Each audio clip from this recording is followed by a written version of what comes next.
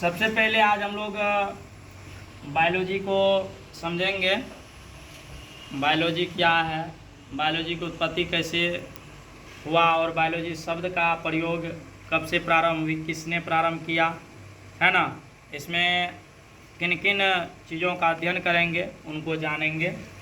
तो सबसे पहले बायोलॉजी दो शब्द से मिलके बनता है, बायो और लोगोस। बायो और लोगोस यानी बायो का मतलब होता है जीव, जंतु, प्राणी, है ना, जीवाणु जो भी कह सकते हैं। और लोगस का मतलब होता है स्टडी, मतलब अध्ययन। तो जीव जंतु जीवाणु का अध्ययन जिस पुस्तक जिस बुक में हम लोग करेंगे उसको हम लोग संक्षेप में क्या कह सकते हैं, बायोलॉजी कह सकते हैं। और बायोलॉजी का जो उत्पत्ति यानी इनका जो पिता है वह तो अरस्तु है, फादर्स ऑफ बायोलॉजी वह अरस्तु हैं, है ना।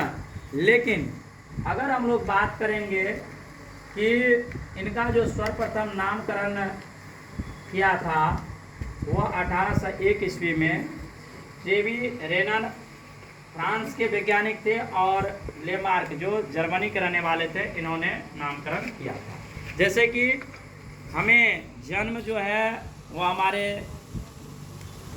पिताश्री के द्वारा होता है, लेकिन अगर उनका नामकरण किया जाता है तो वह नाना नानी दादा दादी इत्यादि के द्वारा किया जाता है। नामकरण फादर्स और नामकरण में अंतर है। तो फादर्स में आता है कौन, तो अरस्तु। और अगर बात करेंगे नामकरण में तो वह ट्रेवी रेनर और लेमार्क जिन्होंने 1801 ईस्वी में किया। इससे पहले भी अगर आप नहीं जानते तो भी हम बता देते हैं।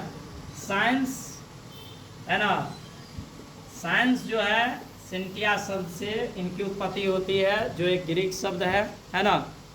और इनका जो होता है सिंटिया शब्द से होता है टू नो, और टू नो का मतलब होता है जानना। और जानना किसको जानना, तो ज्ञान को जानना। आप लोग सैंपल में समझिए कि कोई व्यक्ति कहते रहे साइंस लगाओ, साइंस नहीं है तुम्हारे पास, मतलब बुद्धि नहीं है।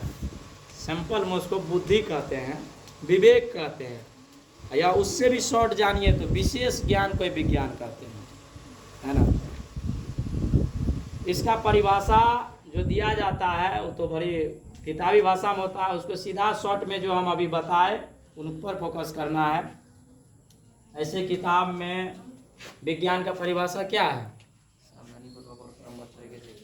परीक्षणों एवं प्रयोगों के द्वारा जो प्राप्त ज्ञान होता है उसे विज्ञान कहते हैं। अच्छी बात है। अब विज्ञान का जो है भाग होता है, पार्ट होता है इनका, है ना। ये दो भाग होते हैं इनके। बहुत स्टूडेंट को 10th में हो 9th में हो उसे यह पता होगा कि विज्ञान 3 भाग है, केमिस्ट्री, फिजिक्स और बायो। वह 2 है। एक को हम लोग कहेंगे यही जीव विज्ञान, या आप प्राकृतिक विज्ञान भी कह सकते हैं इनको, है ना, प्राकृतिक विज्ञान भी कह सकते हैं। और एक होता है भौतिक विज्ञान, है ना। लेकिन बहुत ऐसे स्टूडेंट होंगे जिन्हें ये मालूम होगा कि विज्ञान तो 3 भाग होता है।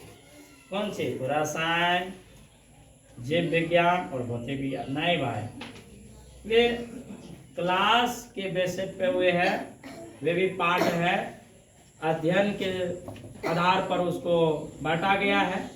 लेकिन विज्ञान जो है वो 2 ही प्रकार से है। एक जीव विज्ञान बोले या उसी का नाम प्राकृतिक विज्ञान है, दूसरा भौतिक विज्ञान है।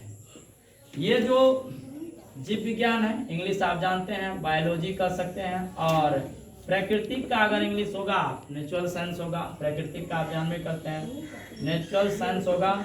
और भौतिक विज्ञान का फिजिक्स होता है ना, फिजिक्स होता है, फिजिक्स साइंस होता है। अब ये दोनों का जो होता है अलग अलग भाग होता है। बायोलॉजी बोले या प्राकृतिक विज्ञान का 2 भाग होता है, एक होता है जंतु विज्ञान और एक होता है वनस्पति विज्ञान, एक होता है वनस्पति विज्ञान, है ना। अब देखिए जंतु विज्ञान को क्या कहते हैं, जूलॉजी। क्या कहते हैं, जूलॉजी। और इसका क्या होता है बोटनी, इसका क्या होता है बोटनी, है ना।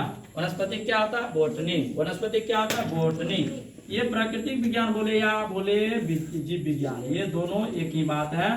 इनका क्या होता है प्रकार होता है। अब भौतिक विज्ञान का भी दो प्रकार होता है, भौतिक का भी क्या होता है दो प्रकार होता है। भौतिक का दो, एक होता है रसायन, रसायन एक होता है भौतिक। इधर जो है ये दोनों जो होता है सजीव, सजीवों का अध्ययन इधर होता है, और इधर जो होता है निर्जीवों का अध्ययन होता है। अब हम लोग बारीकी से समझेंगे सजीव और निर्जीव, यानी एक होता है लिविंग, एक होता है नॉन लिविंग। यहाँ पे समझिए लिविंग और नॉन लिविंग। ये जो होता है ये पोषण करता है, ये क्या करता है पोषण करता है, पहला लक्षण ये है। दूसरा लक्षण ये जो है शोषण करता है, यानी सांस भी लेता है। तीसरा लक्षण ये है ये उत्सर्जन भी करता है, यानी खाया पिया जो निकालने का चीज है उसको निकालता भी है। ये और क्या करता है तो अपने जैसा संतति उत्पन्न करता है, यानी जनन भी कर लेता है। ठीक है, ये जनन भी करता है, और इसमें क्या होता है वृद्धि भी होती है, इस वृद्धि भी करता है। और ये क्या करता है वृद्धि हुआ तो भार भी होगा, भार भी। ज्यादा नहीं जानना, ठीक। 6 लक्षण इनका होता है।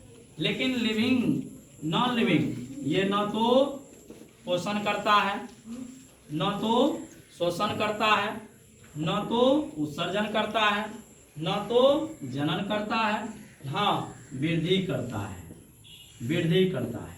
अब यहाँ पे गड़बड़ बात होगा, अरे भाई निर्जीव वृद्धि कैसे करेगा, बेंच है बढ़ जाएगा ना। इसी में जब कुछ यहाँ पे 10 साल 15 साल ये हो जाएगा ना, इस पे बहुत सारे गर्दा आएगा, और इस पे यहाँ तक इसका जो है यहाँ तक ये है ना स्टेप, यहाँ इतना बड़ा हो जाएगा, धूड़ा गर्दा इत्यादि। अब देखिए होगा कहीं रेत का ढेर है, और रेत का ढेर जो है वो रेत का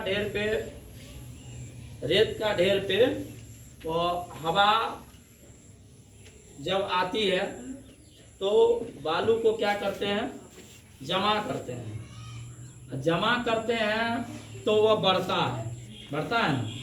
जैसे कि यहाँ तक रहता है, आंधी आई उधर से भी रहता है, उस पर जमा होते गया, क्या होगा वृद्धि होगी ना, वृद्धि हुआ। अब पहले से वह मान लीजिए वहाँ 1 कुंटल रहते हैं, वो जो बढ़ेगा तो वजन बढ़ेगा ना, तो सब वृद्धि भी होगी और क्या होगा भार भी बढ़ेगा। तो निर्जीव में 2 ही लक्षण है, वृद्धि और भार। निर्जीव में 2 है, वृद्धि और भार। और सजीव में हम लोग क्या देखे, पोषण देखे, शोषण देखे, उत्सर्जन देखे, जनन देखे, वृद्धि देखे और भार देखे, है ना।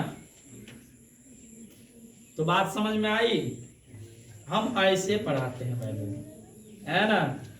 तो ये आपका जो है परिचय हो गया। अब यहाँ पे समझ में आ गया कि यहाँ पे जो बात आई थी जीवधारियों का अध्ययन करते हैं या सजीवों का अध्ययन करते हैं, तो सजीव का लक्षण जान के सजीव को पहचान लिए। अब कुछ बचा, लिविंग नॉन लिविंग किसे कहते हैं, है ना। अब आप अंतर कर सकते हैं कि भाई हम लोग जो है क्या कहते हैं, ये जो अस्तावर है मतलब ये वृक्ष सब्जी सब है, ये सब भी सजीव है ना। लेकिन ये जो गाड़ी है साइकिल है ना, और घुमा दीजिए कैमरा मैन उधर भी, ये निर्जीव का ये सब पहचान हुए, ये बाइक है, वो साइकिल है, वो छुट्टा है ना। लेकिन वो जो कदम गाछी देख रहे हैं, उधर जो खेतों में धान देख रहे हैं, वो सब तो क्या है, वो सब सजीव है ना। लेकिन ये जो आगे में देखते हैं कीना लगल है, यहाँ देख रहे हैं फुटा है, वहाँ देख रहे हैं साइकिल है, ये सब निर्जीव है ना। ये है, तो इस तरह से प्रैक्टिकल नॉलेज के साथ आपको बताया जाएगा बायोलॉजी, है ना।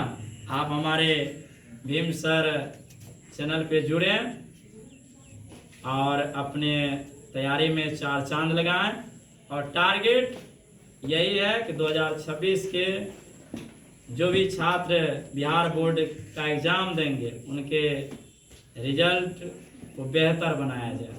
धन्यवाद।